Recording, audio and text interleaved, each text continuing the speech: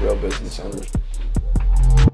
When you start a business, you're taking a step backwards. We already talked about that, right? There's going to be a struggle period. So that's the hard period to try to level up and own a business, right? And then when you're trying to take a business to that next level where you can't be the guy that does everything, then you go through the hard times of slowly handing things over and having the trust thing come into play, right? Where you're micromanaging now. Like, no, dude, that's not the way I would have done it, dude. This is how I do it. And he's like, well, I do it like this, and it turns out the exact same, and I had to back off because we used to run our credit repair company and handed that over to somebody that had been working with us for, 10 years. So he's seen everything, right? But I would just sit next to him and listen to him on a call, and I would just want to take the phone and be like, dude, say it like this or do it like this. And he's like, dude, get out of here. Get out of the, let me give me room to breathe and let me do this thing, right? And so the whole purpose of that is if you're at a point in business right now and you're trying to get to the next level and you're the show, you're the guy opening and closing, so to speak, or on the jobs, you're going to have to eventually give up some of those duties. You can't control everything, and you're going to control yourself out of hitting the next level potentially. Sure. You're going to have multiple teams if you have a construction company or a plumbing company or whatever the company is.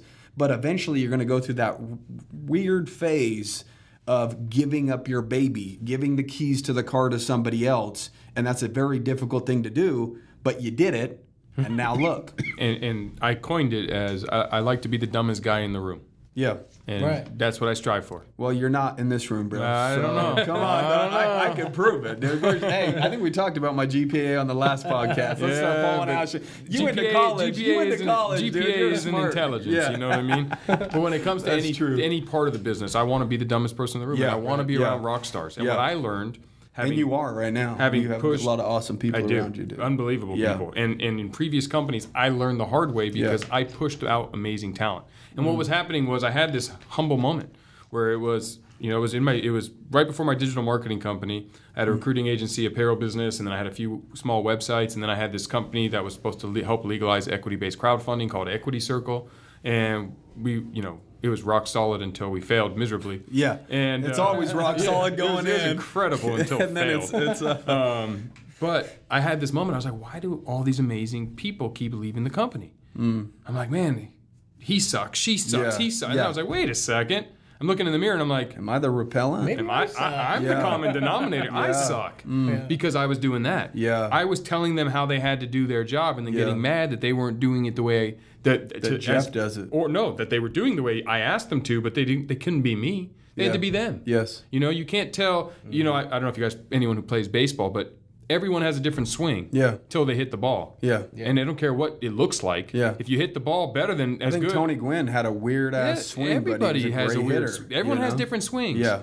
But if you can hit the ball, hit the ball. So I'm a sales guy in my background. Yeah. You tell me how to sell, I'm not going to sell. You got to let me sell my way, and I'll be the best salesperson. Let me be me. Let me be me. Let me be me. Give them the freedom to be great. Yes. Don't tell them how to do it. The best salesmen are always the ones that break the mold a little bit. Yeah. You have to, right? Yeah. Because if you just read a script, the script is meant to be an idea. Yeah. Like that's the problem. When I had a team of salespeople at my payroll company, and I'd give them a script, and I'd hear them, and they'd be reading it word for word, and I'm like, okay, you sound like a goddamn robot. Right. And Stop that. I've told people that too. I'm like, have a conversation. Nobody wants to talk to a robot. And if I wanted robots on the phone, I would just have a recording. Right.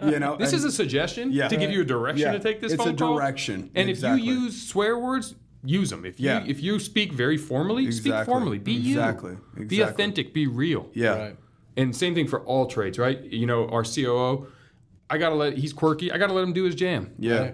Is it the way I would do it? No, but he's better than me. So let's do it his way because it gets better results. The best leaders of organizations or anything really are leaders that can lead strongly, but also take a step back and let their leaders lead, or even empower lead you, people. Right? Like you're the leader, you got to let go of that ego sometimes and be like, dude, I need to follow what this guy's doing that I've put in position because he's actually doing it better than I did it. Or it was hard for me to learn that. So. Yeah. I don't know about you guys, but it was hard for me. It is. I figured it out now, but I've been doing this for 14 years now. That's where the serial entrepreneur comes in. Where you're like, okay, I screwed up this many times on all these different things. That's right. But I can do this thing, and I won't make those same mistakes, and we can kind of fast track it a little bit.